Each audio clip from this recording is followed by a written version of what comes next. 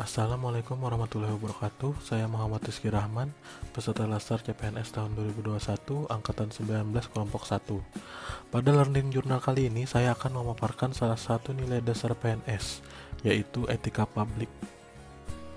Etika publik yang pertama adalah kode etik dan perilaku pejabat publik, yang kedua bentuk-bentuk kode etik dan implikasinya, dan yang ketiga aktualisasi etika ASN atau aparatur sipil negara.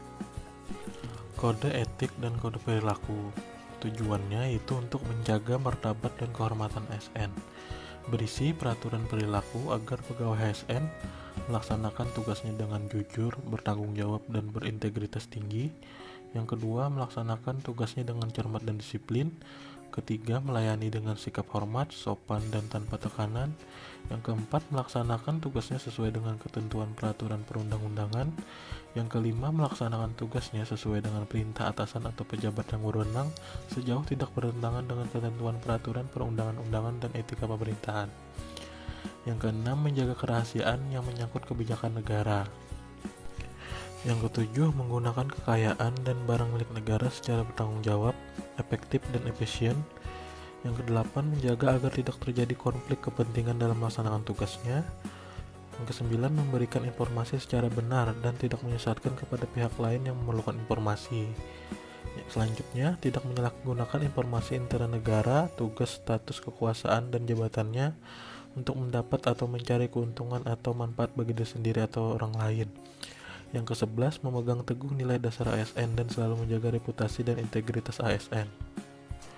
Yang terakhir, melaksanakan ketentuan peraturan perundang-undangan mengenai disiplin pegawai ASN. Nilai-nilai dasar etika publik. Ada 3 fokus utama dalam pelayanan publik. Yang pertama, pelayanan publik yang berkualitas dan relevan. Yang kedua, sisi dimensi reflektif sebagai penimbang dan alat evaluasi. Yang ketiga, modalitas etika yang menjembatani antara norma moral dan tindakan faktual. Ada 3 dimensi dalam etika publik. Yang pertama itu ada dimensi kualitas pelayanan publik. Yang kedua, dimensi modalitas yaitu akuntabilitas, transparansi, dan netralitas. Yang ketiga, dimensi tindakan integritas publik. Perilaku pejabat publik.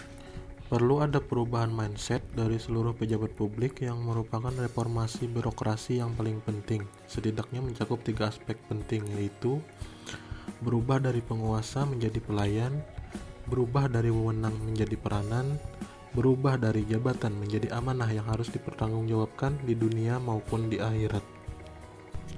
Ada 8 area perubahan reformasi birokrasi, yaitu yang pertama manajemen perubahan, yang kedua penataan peraturan perundang-undangan, yang ketiga penataan dan penguatan organisasi, yang keempat penataan tata laksana, yang kelima penataan sistem manajemen SDM, yang keenam penguatan akuntabilitas, yang ketujuh penguatan pengawasan, dan yang kedelapan peningkatan pelayanan publik. Bentuk-bentuk kode etik. Pentingnya etika dalam urusan publik.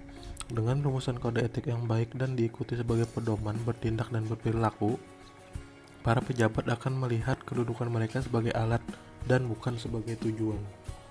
Selanjutnya, penggunaan kekuasaan atau legitimasi kebijakan.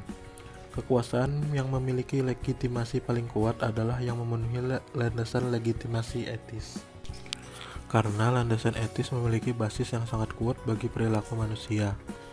Legitimasi etis berada di belakang setiap tatanan normatif dalam perilaku manusia, karena etika tidak mendasarkan diri pada pandangan-pandangan moral de facto yang berlaku dalam masyarakat saja.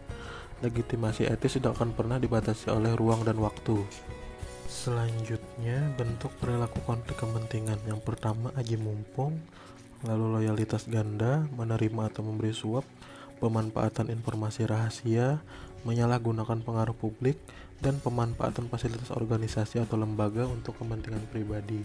Lalu yang terakhir, sumber-sumber kode etik bagi aparatur sipil negara. Aktualisasi etika aparatur sipil negara. Setiap aparatur sipil negara dalam setiap kegiatan dan aktivitasnya harus selalu berhati-hati dan agar tidak bertentangan dengan nilai etika-etika yang harus selalu dijunjung dan ditegakkan.